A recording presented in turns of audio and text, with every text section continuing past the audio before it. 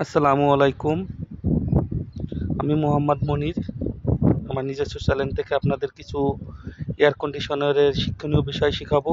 এই দেখেন, আপনারা যারা নতুন এসির কাজ করেন তারা অনেক সময় অনেক কনফিউজের ভিতরে পড়ে যান যে এই যে বরফটা পাইপে জমা হয়েছে, এটি কোন পাইপে জমা হলো বা কিসের জন্য হলো। তো আপনারা হয়তো কনফিউজ হয়ে যান এই সলিউশনের জন্য। সেই ক্ষেত্রে আমি আপনাদের শিক্ষণীয় কিছু বিষয় বলবো।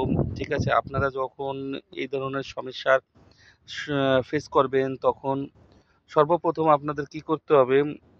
তো এই যে এটা এটা এটা হচ্ছে হলো আপনার ডিসচার্জ পাইপ। ঠিক আছে, একটা হচ্ছে ডিসচার্জ পাইপ আর একটা হচ্ছে আপনার আউটলেট লাইন। ঠিক আছে, তো এই পাইপটা দিয়ে আপনার গ্যাস যাইতাছে, মনে করেন রিফ্রিজিং গ্যাসটা যাইতাছে। ঠিক আছে, ইনডোরের ভিতরে যাচ্ছে এই পাইপটা থেকে। এই যে ফিল্টার আছে, এই ফিল্টার থেকে মনে করেন আপনার ফিল্টারিং হয়ে গ্যাসটা সম্পূর্ণভাবে এইখান দিয়ে, ঠিক আছে, এইখান থেকে এই দেখেন এই যে ফিল্টারে আপনার অ্যারোর চিহ্ন দেওয়া আছে, এখান দিয়ে এটা সোজা আপনার ইনডোরে চলে যাচ্ছে। ঠিক আছে, ইনডোরে যাওয়ার পরে ইনডোর থেকে আবার গ্যাসটা আপনার এই পাইপ দিয়ে রিটার্ন আসতেছে।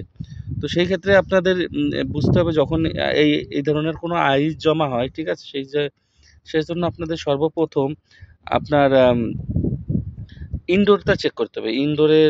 ইনডোরে হয়তো কোনো সমস্যা আছে, কারণ অনেক সময় দেখা যায় ইনডোরের ফিল্টার ক্লিন থাকে না।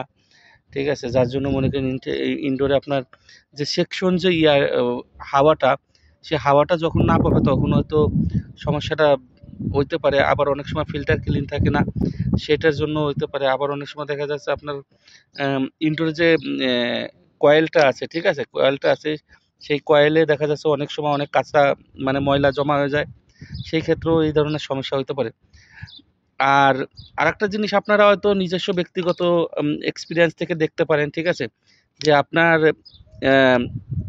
আউটডোরে যে মনে করেন যে গ্যাসের ইয়াটা আপনারা অনেক চেক করতে পারেন। ঠিক আছে, অনেক সময় দেখা যাচ্ছে এটা কোনো সময় হয় কোনো সময় হয় না।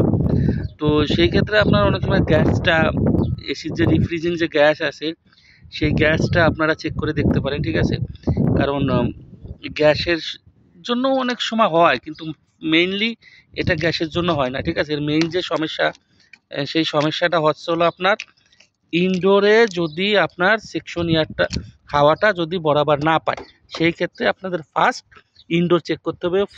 মেইন যেটা বেশি ফেস করি আমরা, সেটা হচ্ছে কি, যে ফিল্টার পরিষ্কার থাকে না, এসির ফিল্টার পরিষ্কার থাকে না। ঠিক আছে, এসির ফিল্টার বা কয়েল, এটা যদি পরিষ্কার না থাকে,